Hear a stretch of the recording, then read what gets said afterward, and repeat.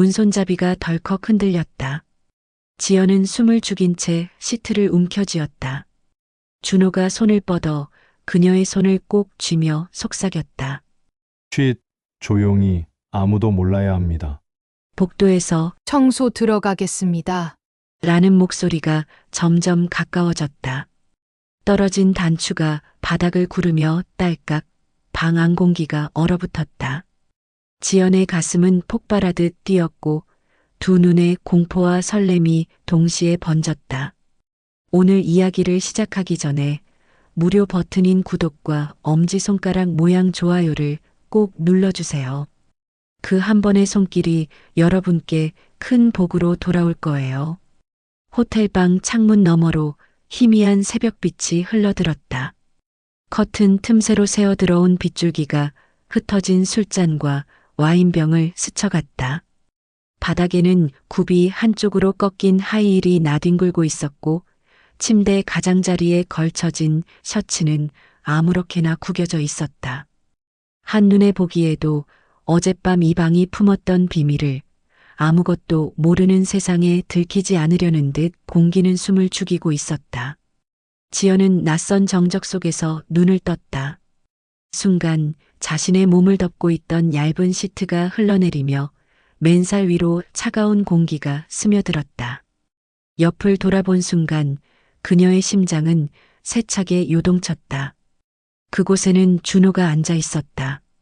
아직 덜 깬 얼굴로 머리를 감싸쥐고 있었지만 그의 어깨와 목에는 분명히 어젯밤의 흔적이 남아 있었다. 지연은 순간적으로 시트 끝을 움켜쥐며 몸을 웅크렸다. 손끝은 허둥지둥 블라우스를 더듬었고 단추를 끼우는 손길은 서툴고 조급했다. 급하게 잠그던 단추가 잘못 끼워져 삐뚤어졌다. 그걸 바로잡으려던 순간 톡소리와 함께 단추 하나가 바닥으로 떨어졌다. 그 작은 소리가 방 안에 유난히 크게 울려 퍼졌다. 우린 어쩌다 이렇게 된 걸까요? 지연은 떨리는 목소리로 중얼거렸다. 얼굴은 붉게 달아올랐지만 눈동자에는 두려움이 스쳐갔다. 준호는 입술을 앙다물며 대답 대신 손을 뻗었다.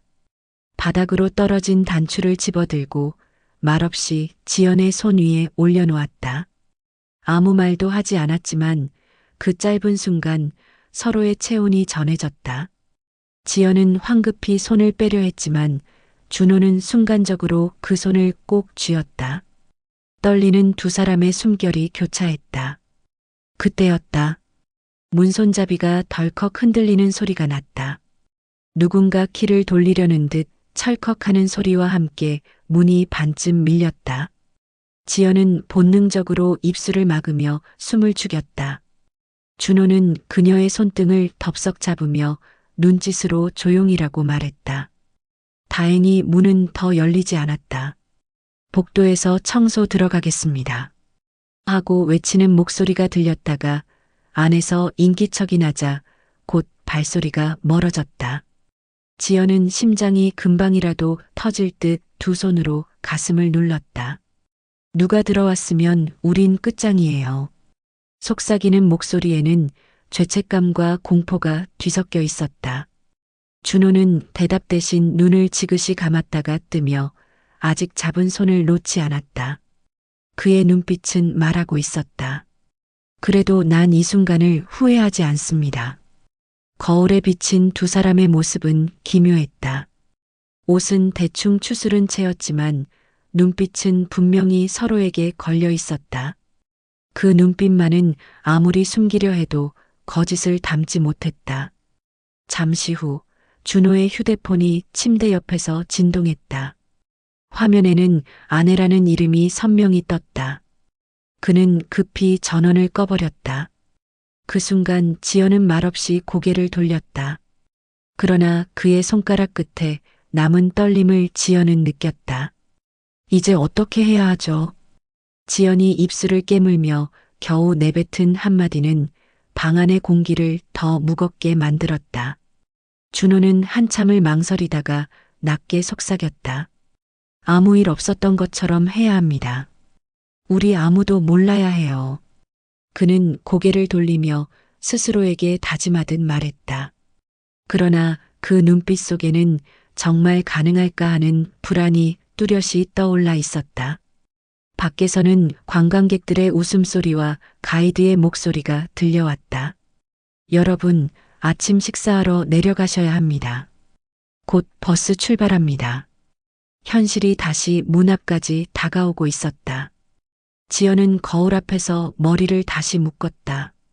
그러나 거울 속 그녀의 얼굴은 낯설게 보였다. 아내도 엄마도 아닌 오로지 한 여자로서의 얼굴이 드러나 있었다. 난 언제부터 이렇게 비참해졌을까?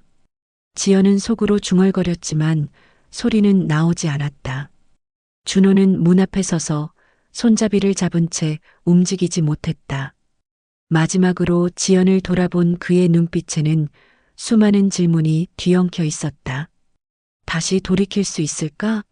이 순간을 끝내고 각자 자리로 돌아갈 수 있을까? 아니면 우린 이미 돌아갈 수 없는 길을 건넌 걸까? 문이 열리며 바깥의 밝은 빛이 방 안으로 쏟아졌다. 두 사람은 동시에 나서지 않았다. 지연이 먼저 서둘러 걸어 나갔고 잠시 뒤 준호가 천천히 따라 나왔다. 복도에는 이미 관광객 몇 명이 모여 있었다. 한 남자가 농담처럼 말했다. 아직도 방에 계셨네요? 두 분 참 여유 있으시네. 주변 사람들이 웃었다. 지연은 고개를 숙이고 아무 말 없이 걸어갔다. 준호도 무표정하게 다른 방향으로 몸을 돌렸다.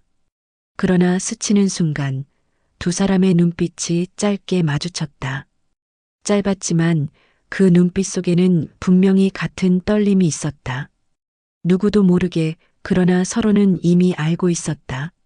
늦가을 새벽 회색 하늘 아래에 관광버스 한 대가 웅크린 채 서 있었다.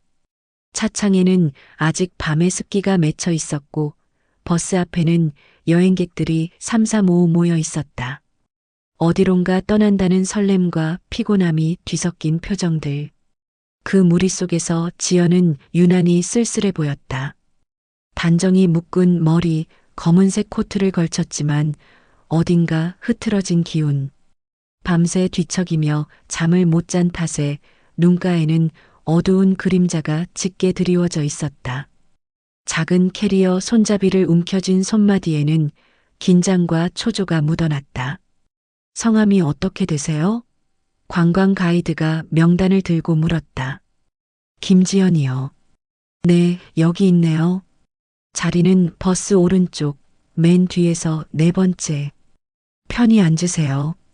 지연은 번호표를 받아들고 버스로 올라탔다. 낯선 사람들 틈에서 혼자 자리를 찾아가는 발걸음은 유난히 무거웠다. 하지만 막상 자리에 다다르니 이미 누군가 앉아 있었다. 중년 남성, 단정히 차려입은 셔츠와 재킷 차림. 그가 올려다보며 말했다. 저기 이 자리 제 자리인데요. 지연도 놀란 듯 번호표를 내밀었다. 저도 이 번호거든요. 순간 가이드가 허겁지겁 달려왔다. 아, 죄송합니다. 명단 정리하면서 좌석이 겹쳤네요. 오늘은 만석이라 두 분께서 양해해 주시고 나란히 앉으셔야 할 것 같아요. 지연은 잠시 굳어섰다. 낯선 남자와 몇 시간을 붙어 앉아야 한다니 불편함이 몰려왔다. 그러나 다른 방법은 없었다. 작게 고개를 끄덕이며 자리에 앉았다. 그 순간 그녀의 어깨는 단단히 굳어 있었다. 남성, 그의 이름은 준호였다. 그 역시 편치 않았다. 결혼 30년 차, 아내와는 대화도 끊긴 지 오래. 집안 공기는 차갑고 웃음이라고는 사라진 지 오래였다. 그 답답함을 견디다 못해 묻지마 관광을 신청했지만 이렇게 낯선 여인과 붙어 앉는 상황은 예상치 못했다. 버스가 출발하며 안내 방송이 흘렀다. 여러분, 안전벨트 꼭 착용하시고 편안한 여행 되세요. 앞쪽에서는 사람들이 벌써 서로 농담을 나누며 웃고 떠들었다. 하지만 지연과 준호 사이에는 묘한 침묵이 흘렀다. 지연은 창밖만 바라보며 눈길을 피했고 준호는 꼿꼿하게 앉아 무릎 위에 손을 가지런히 올려놓았다. 눈길이 스칠 때마다 두 사람은 동시에 고개를 돌리며 더 어색해졌다. 그때였다. 버스가 큰 방지턱을 넘으며 툭 몸이 흔들렸다. 지연은 균형을 잃고 옆으로 기울었다. 준호의 어깨에 그녀의 몸이 닿았다.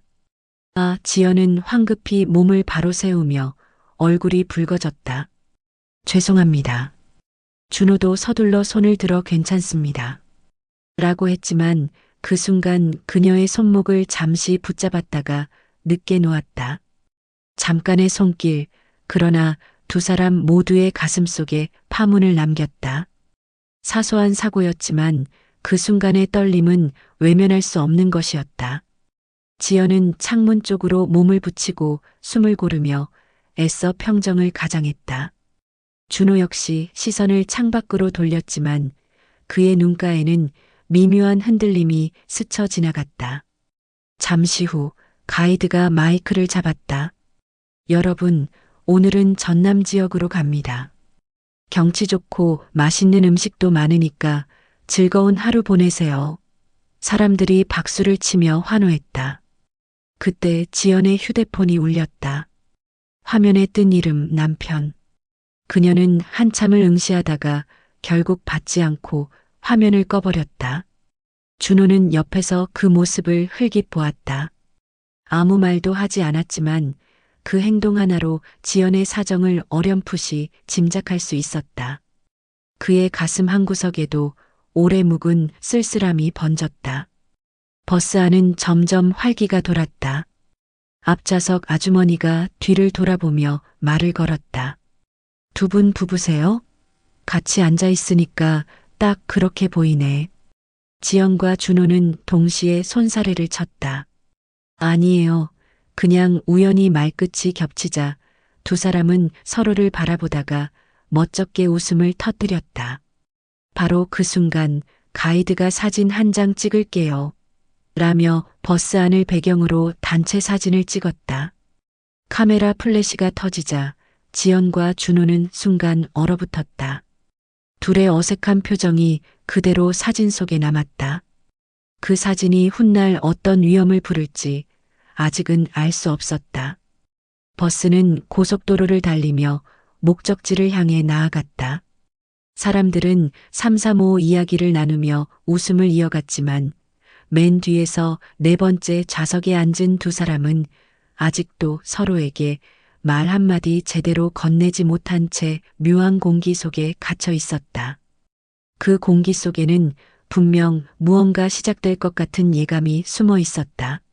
아직은 누구도 알지 못하지만 이미 두 사람의 삶은 조금씩 흔들리기 시작했다. 식당 문이 열리는 순간 지연의 심장은 덜컥 내려앉았다. 커다란 유리창 너머로 쏟아져 들어온 햇살, 조식 뷔페 테이블 위로 차려진 음식들, 그리고 그 사이에 앉아있는 익숙한 뒷모습. 불과 몇 시간 전까지 같은 방 안에 있었던 준호였다. 지연은 한 발을 떼지 못한 채 문 앞에 얼어붙었다.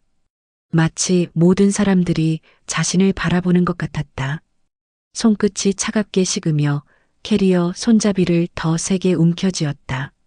아무 일 없었던 것처럼 그녀는 스스로 다짐했지만 목구멍은 잔뜩 메어 있었다.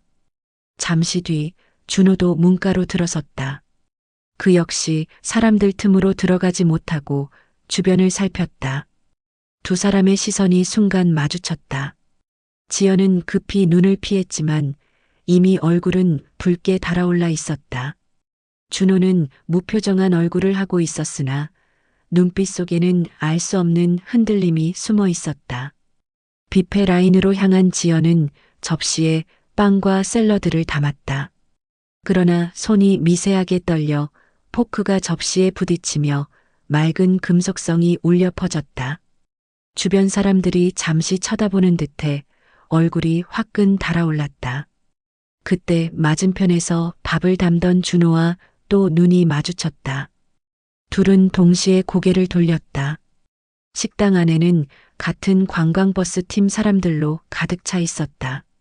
하루 만에 어느 정도 친해져 서로 인사를 나누는 사이가 됐지만 그만큼 누군가 수군대면 금세 소문이 퍼질 게 뻔했다. 지연의 숨은 점점 더 가빠졌다.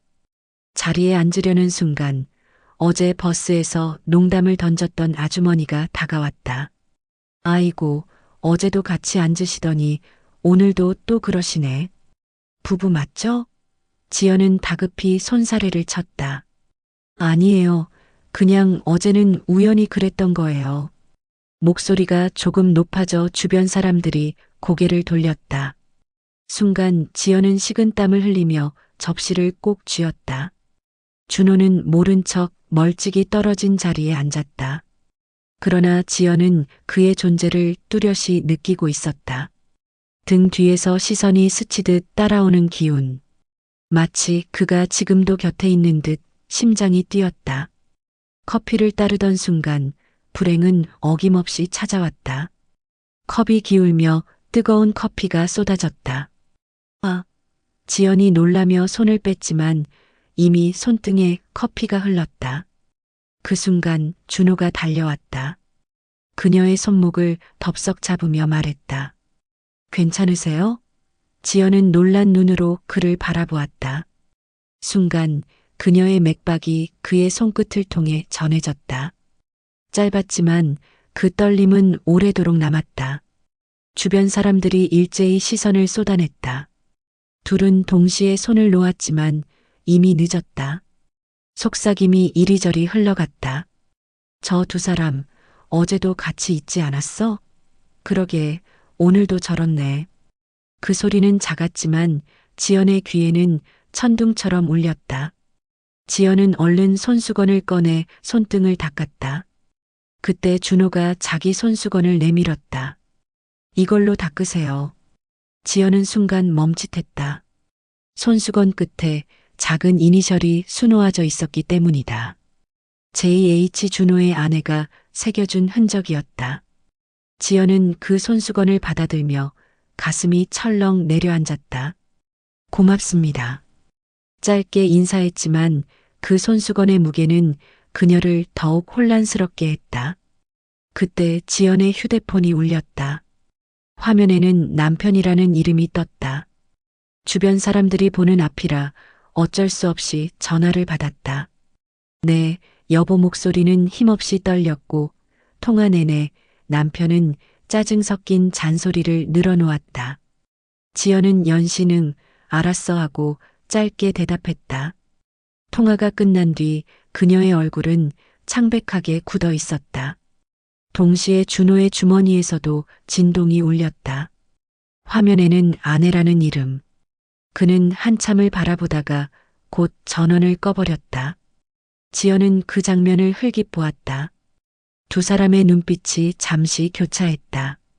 그 눈빛 속에는 우린 서로의 처지를 알아버렸다는 말없는 고백이 담겨 있었다. 식사가 끝나갈 무렵 가이드가 마이크를 잡았다. 여러분, 30분 뒤에 버스 출발합니다. 늦지 않게 모여주세요. 사람들이 일어나며 술렁였다. 지연은 허겁지겁 자리를 피하려 했다. 그러나 문을 나서기 직전 우연처럼 준호와 부딪혔다. 그가 낮게 속삭였다. 아무도 몰라야 합니다. 지연은 대답하지 않고 빠르게 걸어나갔다. 그러나 심장은 요동치고 있었다. 레스토랑 문이 닫히자 두 사람 사이에는 다시 무거운 침묵이 내려앉았다. 하지만 이미 부정할 수 없는 감정이 깊숙이 뿌리내리고 있었다. 설렘과 두려움, 들킬까 하는 긴장과 서로만이 아는 떨림. 아무 일 없었던 듯 식당을 나왔지만 그 순간부터 이미 두 사람은 돌아갈 수 없는 길 위에 서 있었다. 해가 기울고 바닷바람이 차갑게 스며드는 저녁 묻지마 관광단은 해변가 작은 횟집에 자리를 잡았다. 형형색색의 간판 불빛이 창밖에서 깜빡였고 식당 안은 벌써 사람들의 웃음소리로 가득했다. 갓 썰어낸 회가 큰 접시에 놓이고 김이 나는 국이 차려지자 일행들은 들뜬 얼굴로 술잔을 기울였다. 지연은 처음부터 술잔을 멀리 밀어두었다. 하지만 곧 옆자리 아주머니가 잔을 들이밀며 말했다. 여행 와서 이 정도는 즐겨야죠. 그래야 추억이 되잖아요. 억지 웃음을 지으며 잔을 받았지만 지연의 손끝은 차갑게 얼어 있었다. 그녀는 잔을 입술에 대기 전 깊은 한숨을 내쉬었다.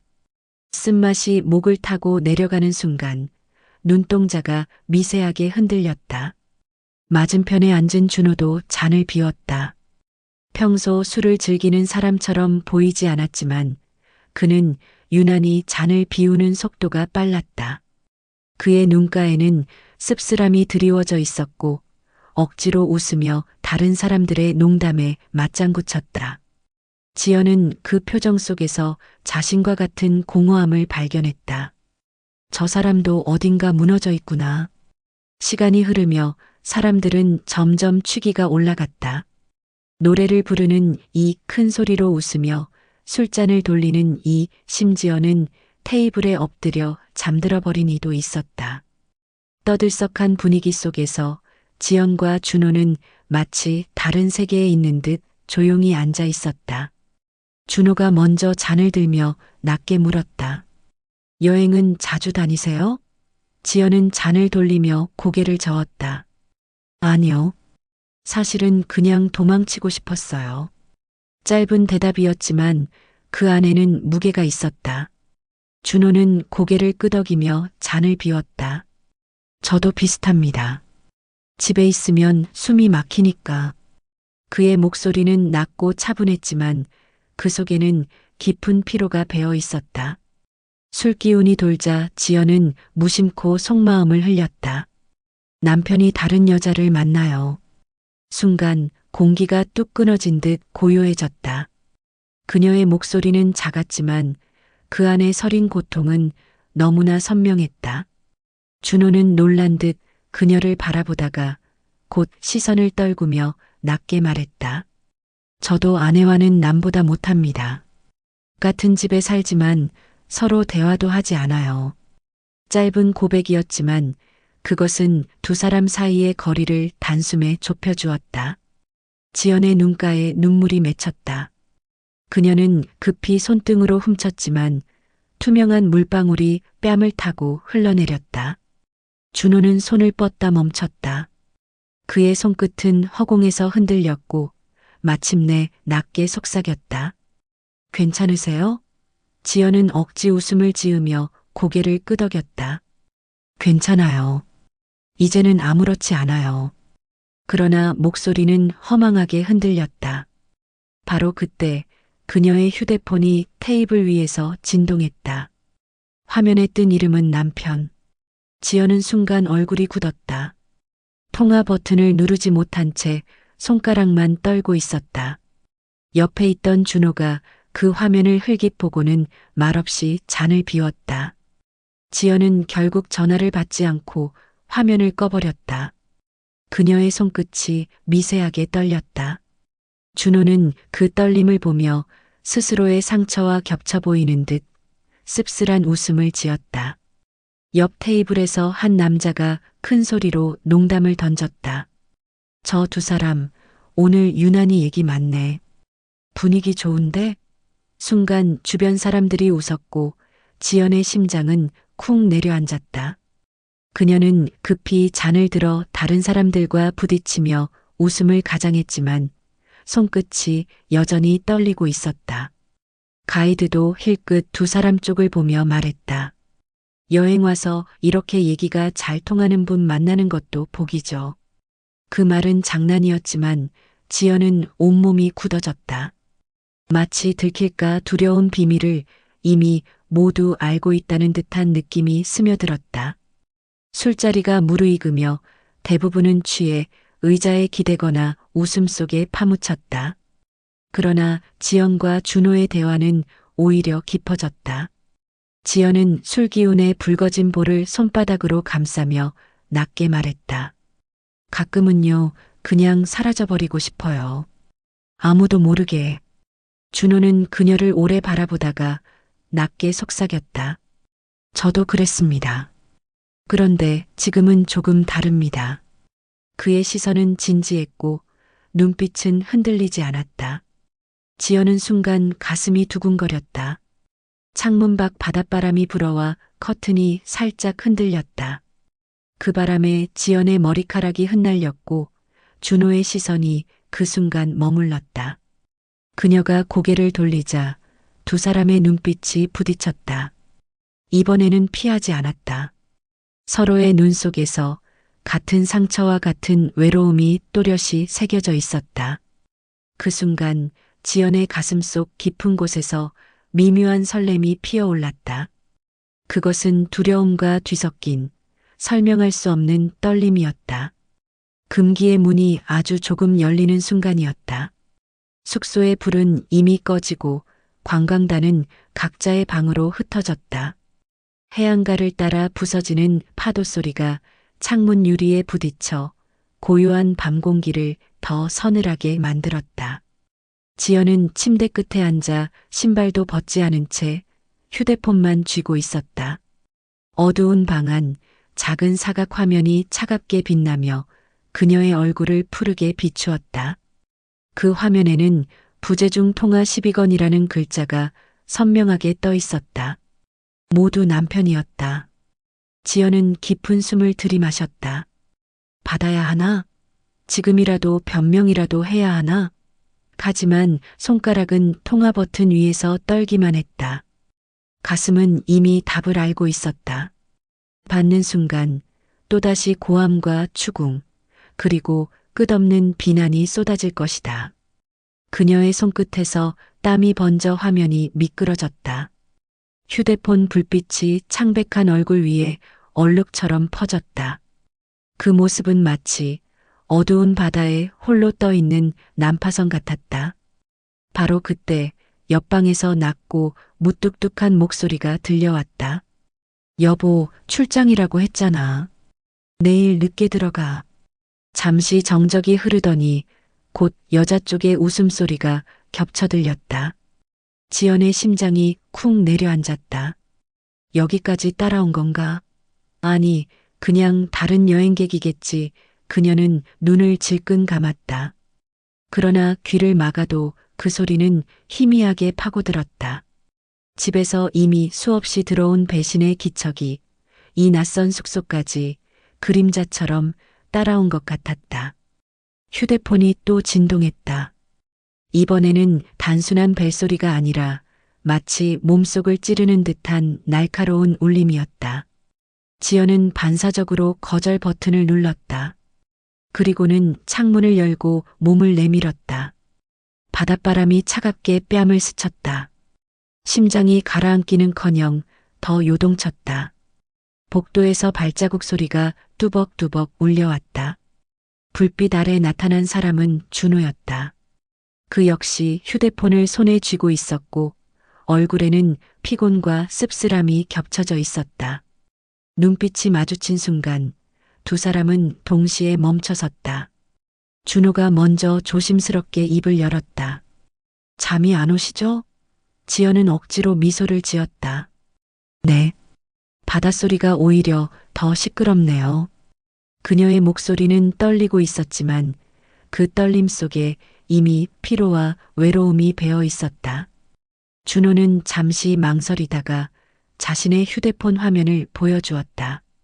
그 화면에는 아내라는 이름으로 찍힌 부재중 통화가 줄줄이 이어져 있었다. 저도 도망치듯 나왔습니다. 그의 말은 허탈했지만 지연의 가슴 속에 알 수 없는 공명을 일으켰다. 그녀는 자신이 혼자가 아니라는 사실에 순간적으로 숨이 트이는 듯했다. 둘은 복도 끝 창가에 나란히 섰다. 창 아래로는 파도에 부서지는 달빛이 은빛 조각처럼 흩어지고 있었다. 지연은 두 팔을 꼬아 안으며 낮게 말했다. 이상하죠. 여행이란 게 그냥 즐겁기만 한 줄 알았는데 이렇게 아픈 마음을 더 또렷하게 깨닫게 되네요. 준호는 바다를 내려다보다가 고개를 돌려 그녀를 바라보았다. 저도 그렇습니다. 집에서는 늘 벽만 보였는데 여기는 제 안이 다 보이는 것 같네요. 그의 눈빛은 담담했지만 그 속에는 오래 눌러온 외로움이 고스란히 담겨 있었다. 그 순간 지연의 휴대폰이 또다시 울렸다. 화면 속에는 남편의 이름이 또렷이 떠올랐다. 지연은 당황해 황급히 무음으로 전환했지만 이미 준호는 그 이름을 보았다. 잠시 정적이 흘렀다. 준호가 낮게 물었다. 받으셔야 하는 거 아닌가요? 지연은 고개를 저었다. 받으면 무너질 것 같아요. 그녀의 목소리는 가늘었지만 단단했다. 그러나 손끝은 여전히 떨리고 있었다. 멀리서 관광객 몇 명이 숙소 복도를 지나갔다. 그중 한 아주머니가 두 사람을 힐끗 보더니 미소를 지었다. 두 분 부부세요? 딱 잘 어울리는데.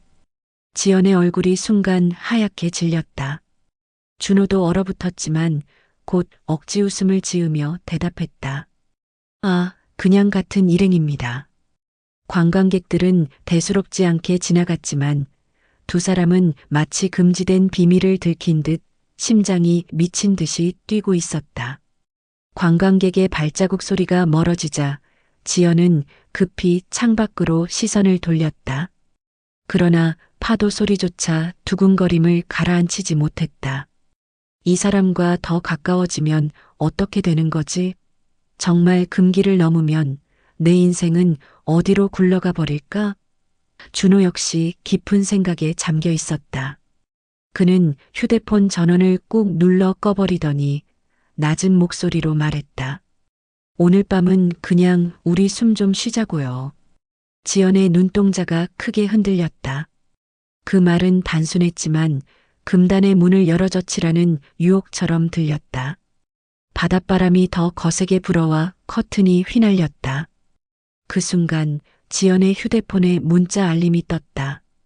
당장 전화 안 받으면 가만 안 둔다. 남편의 문자였다. 그녀의 얼굴이 창백하게 질렸다. 손끝은 힘없이 흔들렸고 휴대폰을 놓칠 뻔했다. 심장은 미친 듯이 요동쳤고 목 안은 바싹 말라붙었다. 마치 누군가 바로 곁에서 숨소리를 듣고 있는 듯한 공포가 엄습했다. 준호는 그 화면을 보더니 주저하지 않고 한 발 다가왔다. 그리고 아주 짧게 속삭였다. 지금은 아무것도 받지 마세요. 살아있는 우리부터 생각합시다. 지연은 눈을 감았다. 남편의 위협적인 문장과 바로 옆에서 들려오는 준호의 낮고 따뜻한 목소리가 교차하며 가슴을 찢어놓았다. 그녀는 숨조차 제대로 들이마실 수 없었다. 그러나 그 순간 느껴지는 떨림만큼은 분명 살아있다는 증거처럼 다가왔다. 밤은 그렇게 깊어갔다. 숙소의 벽 너머에는 수십 명의 사람들이 잠들어 있었지만 복도의 끝에서 서로를 마주한 두 사람은 이미 다른 세상에 들어와 있었다. 금기의 문턱을 넘나드는 불안, 그리고 멈출 수 없는 설렘이 교차하는 순간 그들은 이미 돌이킬 수 없는 길에 발을 들여놓고 있었다. 아침 햇살이 숙소 창문 틈으로 비집고 들어왔다. 하얀 커튼에 드리운 빛이 은은히 흔들리며 방 안을 덮었지만 지연의 얼굴은 여전히 밤의 그림자를 벗지 못한 듯 창백했다. 그녀는 국을 뜨던 숟가락을 허공에서 멈췄다. 마침 식당 문을 열고 들어오는 준호의 모습이 눈에 들어왔기 때문이다. 잠시 눈빛이 스쳤다. 지연은 순간 심장이 쿵 내려앉는 듯 요동쳤고 황급히 고개를 숙였다. 뜨거운 국물에 숟가락을 담갔지만 손끝이 미세하게 떨려 국물이 살짝 흘러내렸다. 그 작은 흔들림이 그녀의 내면을 고스란히 드러내고 있었다. 아침 식사가 끝날 무렵 가이드는 일행에게 말했다. 이제 기념품 상가로 이동하겠습니다. 오전에는 자유롭게 쇼핑하시고 점심 전에는 다시 모여주세요. 사람들이 우르르 몰려가자 지연은 갑자기 머뭇거렸다. 그녀는 이마를 살짝 짚으며 말했다. 죄송해요. 머리가 좀 아파서 숙소 근처에서 쉬다 합류하겠습니다. 가이드는 그녀를 바라보다가 짧게 미소 지었다. 괜찮으시겠어요? 그럼 두 분 같이 남으세요.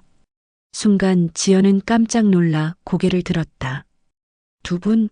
하고 되묻기도 전에 준호가 뒤에서 다가와 자연스럽게 말했다. 저도 남겠습니다.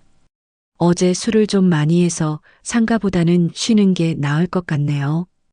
일행의 시선이 둘에게 잠시 머물렀다.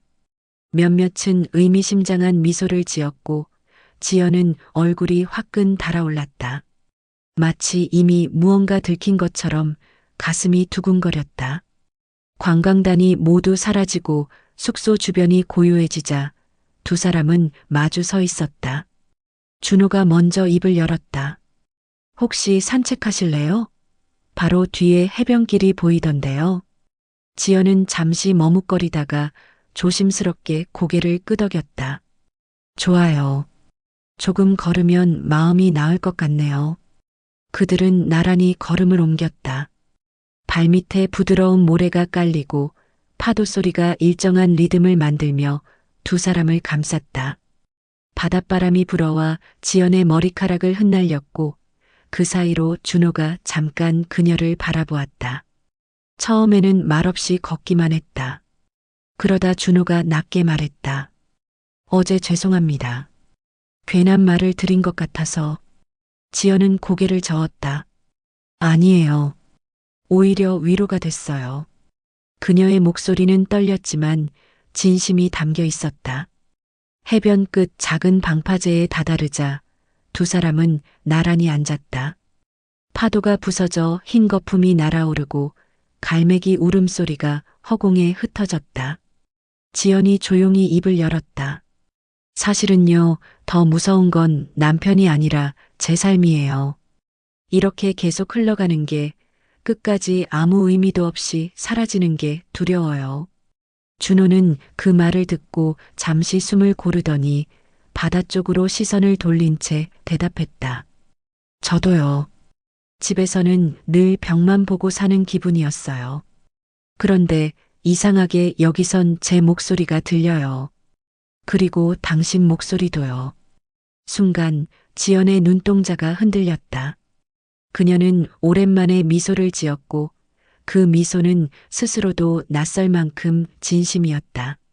바로 그때 지연의 휴대폰이 울렸다. 화면 속에는 낯익은 이름 남편. 지연은 반사적으로 휴대폰을 뒤집어 방파제 위에 내려놓았다. 그러나 준호는 이미 그것을 보았다. 짧은 정적. 준호가 낮게 물었다. 무섭지 않으세요? 지연은 숨을 고르며 대답했다. 무서워요. 하지만 더 무서운 건 아무 일도 바뀌지 않고 사는 거예요. 그 순간 준호는 천천히 손을 뻗어 지연의 손등 위에 올렸다. 지연은 움찔했지만 손을 빼지 않았다. 파도 소리가 더 크게 들리는 듯했고 두 사람의 심장은 동시에 요동쳤다. 바람이 세차게 불어 지연의 머리카락이 얼굴을 가렸다. 준호가 무심코 손을 뻗어 그녀의 머리카락을 귀 뒤로 넘겼다. 그 짧은 순간 두 사람의 얼굴이 가까워졌다. 숨결이 부딪히고 눈빛이 정면으로 마주쳤다. 설렘과 두려움이 동시에 차올랐다. 그러나 바로 그때 뒤에서 바스락거리는 발자국 소리가 들렸다. 두 사람은 동시에 몸을 굳혔다. 심장이 멈춘 듯 조용한 순간 바위 틈에서 고양이 한 마리가 튀어나왔다. 지연은 안도의 한숨을 내쉬며 웃음을 터뜨렸지만 그 웃음 속에는 여전히 떨림이 남아 있었다. 깜짝 놀랐네요. 준호도 긴장한 숨을 몰아쉬며 고개를 끄덕였다. 저도요. 누군가 따라온 줄 알았습니다. 잠시 후 멀리서 관광단의 웃음소리가 들려왔다. 그 순간 지연은 화들짝 놀라 손을 급히 빼며 몸을 돌렸다. 우리 돌아가야 할까요? 준호는 잠시 그녀를 바라보다가 고개를 숙였다. 죄송합니다. 제가 너무 앞서갔네요. 지연은 고개를 저었다. 아니에요. 그냥 조금 놀랐을 뿐이에요. 그녀의 목소리는 여전히 떨렸지만 그 떨림 속에는 분명 설렘이 섞여 있었다. 바닷바람이 차갑게 불어오는 오후, 해가 천천히 기울며 붉은 빛이 파도 위에 번졌다. 지연은 방파제 난간에 앉아 있었지만 마음은 온통 불안으로 가득 차 있었다. 그 순간 등 뒤로 다가오는 발소리가 들렸다. 심장이 얼어붙듯 멈췄다. 그녀는 본능적으로 몸을 움찔하며 뒤를 돌아봤다. 숙소에서 관광단 몇 명이 이쪽으로 걸어오고 있었다. 손에는 카메라를 들고 있었고 웃음소리가 바람을 타고 더 크게 들려왔다. 지연은 얼굴이 창백하게 질리며 숨을 삼켰다. 준호가 곧장 그녀의 팔을 잡아 끌었다. 두 사람은 방파제 옆 바위 틈으로 몸을 숨겼다. 차가운 바위에 몸이 부딪혔지만 아픔을 느낄 겨를이 없었다. 지연은 두 손으로 입을 막고 준호는 그녀를 가까이 끌어당겼다. 발자국 소리가 점점 가까워졌다. 심장은 미친 듯이 뛰고 호흡은 가빠졌다. 숨결이 섞이며 서로의 얼굴이 불과 몇 뼘도 되지 않았다. 위험과 설렘이 동시에 밀려왔다. 관광단의 한 남자가 농담을 던졌다. 여기까지 오니 바람이 참 시원하네. 사진 한 장 찍자. 찰칵하는 셔터 소리와 함께 웃음소리가 터졌다. 지연은 그대로 얼어붙은 채 몸이 굳어 있었다. 한 여자가 방파제 난간을 따라 내려왔다. 그 발소리가 바로 앞까지 다가왔다. 지연은 심장이 목구멍까지 치솟는 듯했다. 그녀는 눈을 감고 준호의 옷깃을 움켜쥐었다. 다행히 여자는 바다를 흘끗 보고는 금세 발길을 돌려 다시 물 위로 돌아갔다. 그 순간까지 이어진 긴장에 지연은 무릎이 풀릴 듯 힘이 빠졌다. 관광단이 멀어지자 지연은 크게 숨을 내쉬었다. 그러나 여전히 준호의 품 안에 있었다. 그녀는 놀라 황급히 몸을 때려 했지만 준호의 손이 그녀의 손목을 잠시 더 붙잡았다. 짧은 침묵이 흐른 뒤 준호가 낮게 말했다. 이렇게 숨죽이는 순간조차 이상하게 살아있다는 게 느껴집니다. 지연의 눈에 눈물이 맺혔다. 방금 전까지만 해도 숨막히는 공포였는데 그 말이 가슴을 파고들며 이상한 위안처럼 다가왔다. 그녀는 떨리는 목소리로 속삭였다. 무서워요. 그런데 더 무서운 건 아무 일도 바뀌지 않고 살아가는 거예요. 준호의 눈빛이 흔들렸다. 그는 바위에 등을 기대며 조용히 고백했다. 저도 집에서는 늘 그림자 같은 존재였습니다. 있어도 없는 것처럼 취급당하고 아무도 제 말을 듣지 않았습니다. 그런데 지금 이렇게 숨죽이고 있으니 처음으로 제가 살아있다는 걸 느낍니다. 그의 고백은 진심이었고 그 순간 지연의 가슴도 저릿하게 울렸다. 마치 서로의 가장 깊은 상처가 동시에 드러난 것 같았다. 바닷바람이 거세게 불어와 지연의 머리카락이 얼굴 앞으로 흘러내렸다. 준호는 무심코 손을 뻗어 그녀의 머리카락을 귀 뒤로 넘겨주었다. 그 순간 두 사람의 얼굴이 가까워졌다. 숨결이 스치고 눈빛이 맞부딪혔다. 지연의 볼이 붉게 달아오르고 준호의 숨이 거칠어졌다.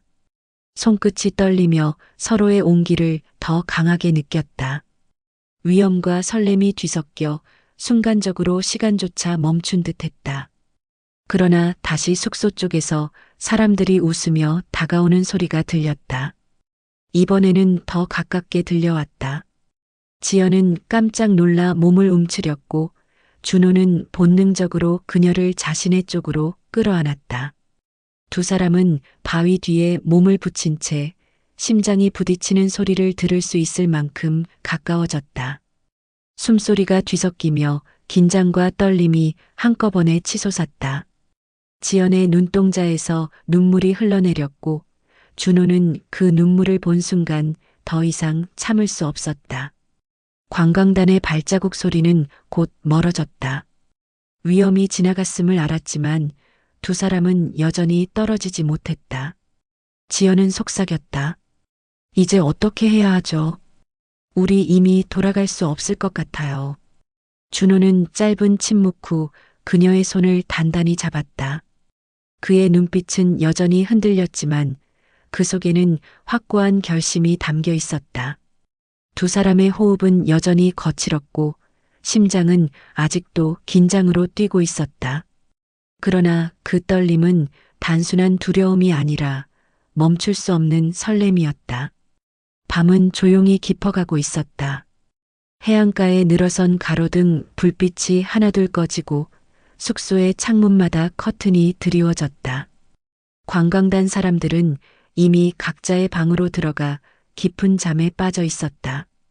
복도는 적막했고 멀리서 파도 부딪히는 소리가 긴 호흡처럼 이어졌다.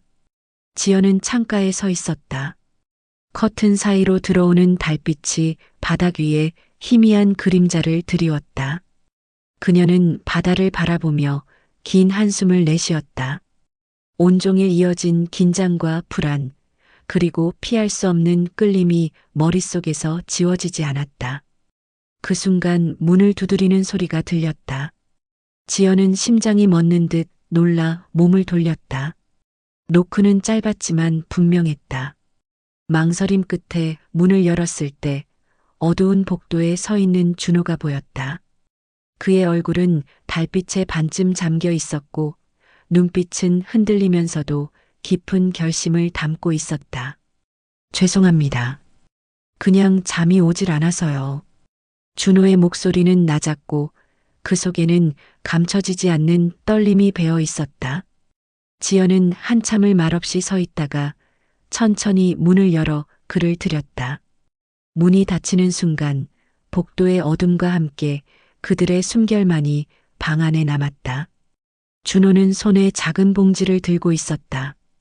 그 안에는 편의점에서 산 저렴한 와인과 종이컵 2개가 들어 있었다. 그는 조심스럽게 말하며 컵을 꺼냈다. 혹시 괜찮으시다면 잠깐만 같이 있어 주실래요? 지연은 대답 대신 컵을 건네받았다. 그녀의 손끝이 그의 손에 스치자 짧지만 선명한 전율이 흘렀다.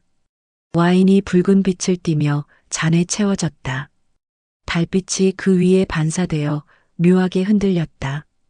첫 모금이 목을 타고 내려가자 그동안 눌러왔던 감정이 서서히 풀리기 시작했다.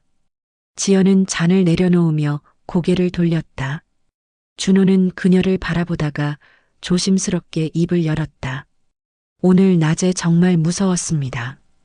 바위 틈에 숨어 있으면서 누군가 우리를 본다면 그 순간 모든 게 끝날 것 같았어요. 지연은 잔을 꼭 쥔 채 속삭였다. 저도 무서웠어요. 그런데 이상하게도 그때만큼은 살아있다는 게 느껴졌어요. 말을 마치자마자 그녀는 스스로 놀란 듯 입술을 깨물었다. 준호는 미소를 짓지도 않고 그저 그녀의 말에 고개를 끄덕였다. 그도 역시 같은 감정을 느꼈다는 듯. 짧은 침묵 후 준호가 와인병을 내려놓다가 실수로 종이컵을 건드렸다. 와인이 흘러나와 바닥에 붉은 자국을 남겼다. 둘은 동시에 놀라며 허리를 숙였고 이마가 거의 맞닿을 만큼 가까워졌다. 순간적으로 눈빛이 부딪혔고 둘 다 몸을 멈췄다. 바닥에 흐른 와인은 금기를 넘어선 감정처럼 번져나가고 있었다. 지연은 급히 물러나려 했지만 준호의 손이 그녀의 손목을 잡았다. 그녀의 눈동자는 흔들렸고 준호는 낮게 속삭였다. 저도 알아요. 우린 이러면 안 된다는 거. 그런데 다시 돌아가면 또다시 아무 일도 없는 척 죽은 듯 살아야 하잖아요. 그게 더 두려운 겁니다. 지연은 가슴 깊이 파문이 이는 것을 느꼈다. 그 말은 마치 자신의 지난 날을 그대로 비추는 거울 같았다. 남편의 외도 이후 그녀가 버텨온 공허와 허무가 한꺼번에 밀려왔다. 눈물이 터져 나왔다. 준호는 조심스럽게 그녀의 손을 들어 자신의 뺨에 댔다. 그 따스한 온기가 닿자 지연의 눈물이 더 크게 흐르기 시작했다. 준호는 그녀의 눈가에 입술을 대어 눈물을 닦아내듯 스쳤다. 지연은 그 순간 더는 저항하지 못하고 눈을 감았다. 방 안은 고요했지만 심장은 폭풍처럼 요동쳤다. 호흡이 겹치고 몸이 가까워졌다. 달빛이 두 사람의 그림자를 벽에 길게 늘어뜨렸다. 그때 문 손잡이가 덜컥거리는 소리가 들렸다. 두 사람은 동시에 몸을 굳혔다. 누군가 방 앞을 지나가며 장난처럼 손잡이를 흔든 것이었다. 잠시 후 발소리가 멀어지자 그제야 둘은 숨을 내쉬었다. 지연은 손으로 입을 막고 눈을 크게 떴다. 위험이 지나갔다는 안도와 동시에 들킬 뻔한 순간의 공포가 온몸을 덮쳤다. 그러나 준호는 오히려 그녀를 더 강하게 끌어안았다. 그는 떨리는 목소리로 말했다. 당신 아니면 이제는 아무도 날 살게 할 수 없습니다. 그 절박한 고백은 지연의 가슴을 무너뜨렸다. 그녀는 흐느끼며 그의 품에 몸을 맡겼다. 이제 어떻게 해야 하죠? 우리 이미 되돌아갈 수 없는 것 같아요. 지연의 속삭임은 두려움과 갈망이 뒤섞여 있었다. 준호는 대답 대신 그녀의 얼굴을 두 손으로 감싸쥐었다. 그리고 마침내 두 사람은 서로를 찾아 입술을 겹쳤다. 거칠고도 간절한 입맞춤이었다. 창밖에서는 파도 소리가 세차게 몰아치고 있었다. 그 소리는 마치 세상이 둘을 향해 경고하는 듯 했지만 그 경고조차 이제는 아무 의미가 없었다. 방 안은 오직 두 사람의 숨결과 떨림으로 가득 찼다. 그들은 이미 돌이킬 수 없는 선을 넘고 있었다. 이른 아침 숙소 식당에는 아직 이른 시간에 서늘한 공기가 남아 있었다. 식탁 위에는 따뜻한 죽과 각 구운 빵이 놓여 있었고 커피 향이 은근하게 퍼졌다. 사람들은 피곤한 얼굴로 하나둘 자리를 채워가고 있었다. 지연은 다른 관광객들과 떨어진 구석 자리에서 조용히 앉아 있었다. 밤새 이어진 불안과 설렘 때문에 잠을 이루지 못한 탓에 눈밑은 붉게 물들어 있었다. 그녀는 손에 수저를 쥔 채 멍하니 죽을 적고만 있었다. 마음속에서는 전날 밤의 장면들이 여전히 불꽃처럼 살아있었다. 잠시 후 준호가 나타났다. 그는 무심한 듯 식판을 들고 들어왔지만 시선은 잠시 지연을 스쳤다. 두 사람의 눈빛이 순간적으로 마주쳤다. 아무 말도 하지 않았지만 그 짧은 교차만으로도 금세 얼굴이 붉어졌다. 지연은 황급히 고개를 숙였지만 이미 주변에서 눈치 빠른 이들이 그 미묘한 기류를 느끼고 있었다. 관광단의 한 여자가 숟가락을 내려놓으며 입가에 장난스러운 미소를 띄었다. 어머, 두 분 혹시 밤새 수다라도 나눈 거 아니에요? 그녀의 목소리는 가볍게 흘러나왔지만 주위 사람들이 웃음으로 반응하자 분위기는 금세 묘해졌다. 지연은 심장이 덜컥 내려앉는 것 같았다. 손에 들고 있던 수저가 미세하게 떨렸고 뜨거운 죽이 살짝 흘러내렸다.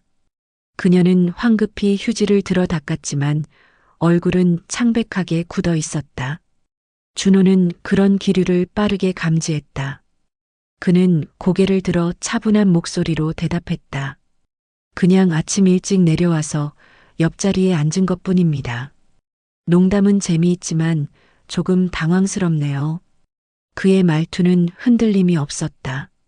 그러나 지연은 여전히 불안에 휩싸인 채 고개를 숙였다. 그러자 다른 남자가 휴대폰을 꺼내며 말을 이었다.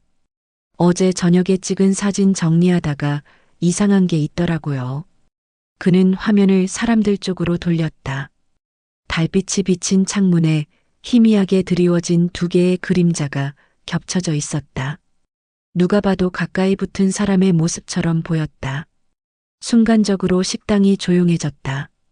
여러 시선이 동시에 지연과 준호를 향했다. 지연은 숨이 막히는 듯 손끝이 얼어붙었다.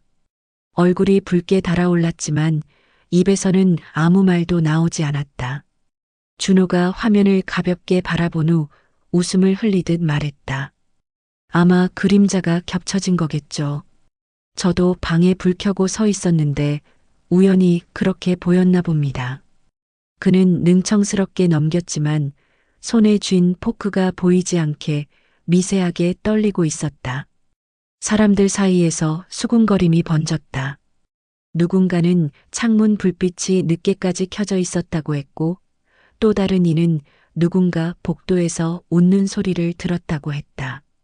농담처럼 흘러나오는 말이었지만 의심은 서서히 단단한 형태를 띠고 있었다. 그때 가이드가 식당 안으로 들어왔다. 그는 분위기를 눈치챘는지 일부러 크게 손뼉을 치며 목소리를 높였다. 오늘은 일정이 조금 이르니까 모두 서둘러 주세요. 사진 찍고 이야기 나누실 시간은 저녁에 충분합니다. 사람들은 흩어졌지만 어색한 웃음과 시선은 여전히 남아 있었다. 식사가 끝난 뒤 가이드는 조용히 준호와 지연을 따로 불렀다.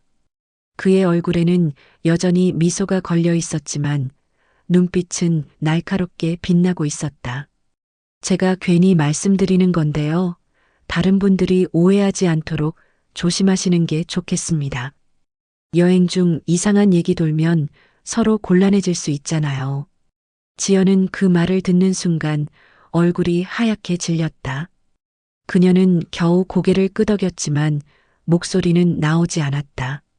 가이드의 말은 단순한 충고가 아니라 이미 소문이 돌고 있다는 경고처럼 들렸다. 방으로 돌아온 지연은 창가에 서서 창문을 열었다. 바닷바람이 차갑게 스며들며 그녀의 머리칼을 흩날렸다. 눈물이 고여 있었지만 흘러내리지는 못한 채 눈동자 속에서 반짝였다. 스스로에게 물었다. 왜 이렇게까지 흔들리는 걸까? 왜 하필 이 사람에게 마음을 내준 걸까? 그때 준호가 다가와 어깨에 손을 올렸다. 그 손길은 무겁게 떨렸고 동시에 단단한 결심이 느껴졌다. 지연은 놀라 돌아봤지만 그의 눈빛은 흔들림 없이 깊었다. 이제는 숨길 수 없을 것 같습니다. 하지만 저는 후회하지 않아요. 그의 목소리는 낮았지만 단호했다. 지연은 눈물을 머금고 속삭였다. 저는 무서워요. 들키면 제 인생이 무너질 것 같아요. 잠시 침묵이 흘렀다. 밖에서는 관광객들의 웃음소리가 희미하게 들려왔다. 그 웃음은 마치 두 사람을 조롱하는 듯 날카롭게 다가왔다. 그러나 준호는 그녀의 손을 단단히 잡으며 말했다. 무너지면 같이 무너지면 됩니다. 당신 혼자가 아니에요. 그 순간 지연의 눈물이 흘러내렸다. 그녀는 떨리는 손으로 준호의 가슴께를 움켜쥐며 몸을 기댔다. 그러나 복도에서 갑작스러운 발자국 소리가 들렸다. 마치 누군가 방 앞에 멈춰선 듯 그림자가 문틈 사이로 스며드는 것 같았다. 두 사람은 동시에 몸을 굳혔다. 심장이 쿵쿵 뛰며 목구멍까지 차올랐다. 잠시 후 발자국은 멀어졌지만 남겨진 긴장은 쉽게 사라지지 않았다. 지연은 떨리는 목소리로 속삭였다. 이제 우리 어떻게 해야 하죠? 그 말은 단순한 질문이 아니었다. 앞으로 닥칠 모든 위험과 무게를 감당해야 하는 두려움의 고백이자 동시에 그를 놓치고 싶지 않은 절망의 표현이었다. 준호는 대답 대신 그녀의 손을 더 강하게 움켜쥐었다. 그의 눈빛에는 결심과 불안이 동시에 얽혀 있었다. 두 사람은 그렇게 고요한 방 안에서 이미 시작된 위기의 그림자를 느끼고 있었다. 버스는 저녁 어스름을 가르며 천천히 해안도로를 달리고 있었다. 창밖으로는 바닷바람에 흔들리는 가로등 불빛이 길게 늘어졌다가 끊어지기를 반복했다. 지연은 창문에 비친 자신의 얼굴을 멍하니 바라보다가 문득 그 속삭임 같은 자기 목소리가 새어나왔다. 오늘이 마지막 일지도 몰라. 말이 흘러나온 순간 스스로 놀라 입술을 틀어막았다. 하지만 이미 늦었다. 가까운 좌석에 앉아있던 젊은 부부가 힐끔 돌아보았다. 남편은 피식 웃었고 아내는 곱지 않은 눈길을 보냈다. 지연은 애써 창밖을 응시했지만 귀끝까지 달아오른 열기를 감출 수는 없었다. 버스 뒤쪽에서는 작은 웅성거림이 이어졌다. 봤어? 사진이래. 영상도 있대. 어제 방 앞에서 찍혔다잖아. 같이 들어가는 거. 낮게 깔린 소문은 의도적으로 줄여 말하는 듯 했지만 조용한 버스 안에서는 오히려 더 또렷하게 들려왔다. 마치 누군가 고의로 그녀의 귀에 들리라고 흘리는 듯 했다. 지연은 손가락을 꼭 쥐었다. 손톱이 손바닥에 파고드는 통증으로라도 심장 떨림을 가라앉히려 했다. 준호는 그녀의 긴장된 옆모습을 힐끔 보았다. 그는 아무 말 없이 손등 위로 가볍게 손을 얹었다. 따뜻한 온기가 전해지자 지연은 순간 숨을 내쉬었지만 곧 또다시 불안이 몰려왔다. 이게 벌써 다 퍼진 걸까? 그녀는 속으로 되뇌었다.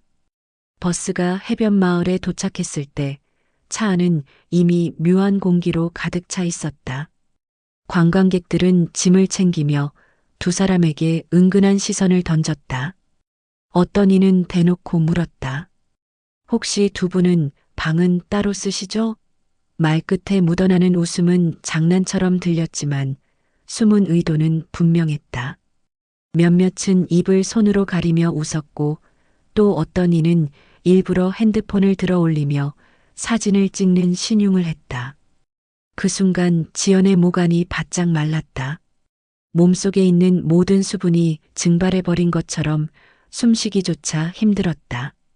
그녀는 억지로 웃음을 지으며 고개를 숙였지만 시선들이 등에 꽂히는 느낌은 지워지지 않았다. 숙소 복도는 한층 더 을씨년스러웠다.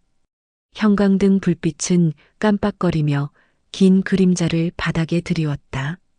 두 사람이 방 앞에 도착했을 때 바닥에 접힌 메모지가 놓여 있었다.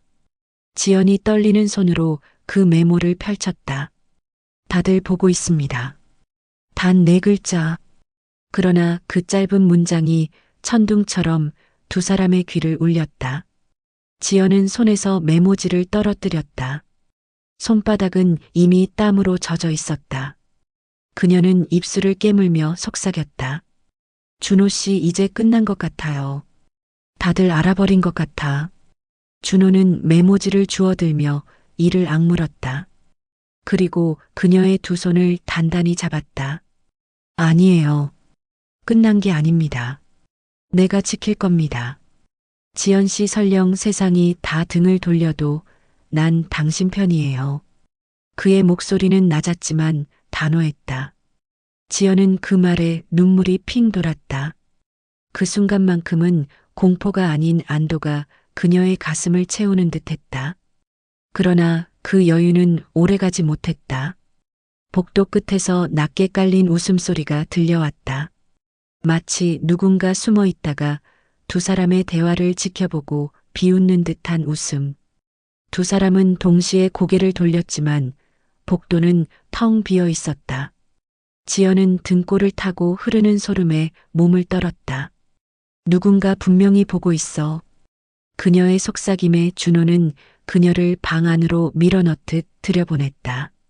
문을 닫았지만 그 불안은 오히려 더 짙어졌다. 방 안은 숨막히도록 조용했다. 창문 너머로 파도 소리와 바람 소리만이 들려왔다. 그런데 갑자기 창밖 어둠 속에서 희미한 불빛이 번쩍했다. 카메라 플래시일까? 담배 라이터일까? 알 수 없었다. 그러나 한 가지 분명한 건 누군가가 그들을 노리고 있다는 사실이었다. 휴대전화가 진동했다. 낯선 번호에서 메시지가 도착했다. 다음은 당신 차례입니다. 화면 위 문장은 짧았지만 그 의미는 잔혹했다. 지연은 입술을 깨물며 휴대전화를 떨어뜨렸다. 손이 덜덜 떨려 주워들 수도 없었다. 준호는 그녀를 끌어안았다. 괜찮아요. 내가 있으니까. 그의 목소리가 떨리는 걸 지연은 알아챘다. 준호 역시 두려웠다. 하지만 그는 끝까지 버텨내려는 듯 그녀의 어깨를 감싸며 힘을 주었다. 그러나 방 안 공기는 이미 숨막힐 정도로 무거워졌다. 커튼 너머로 또다시 불빛이 스쳤다. 순간 두 사람은 동시에 창문을 바라보았다. 이번에는 확실했다. 누군가 어둠 속에서 지켜보고 있었다. 지연은 떨리는 목소리로 물었다. 준호 씨, 우리 이제 어떻게 되는 거예요? 그 질문은 대답 없는 허공에 흩어졌다. 사연 로망과 함께 해주셔서 감사합니다. 무료 구독과 엄지손가락 좋아요, 댓글까지 남겨주시면 당신의 하루에 작은 기적과 복이 찾아올 거예요. 다음 이야기에서 다시 만나겠습니다.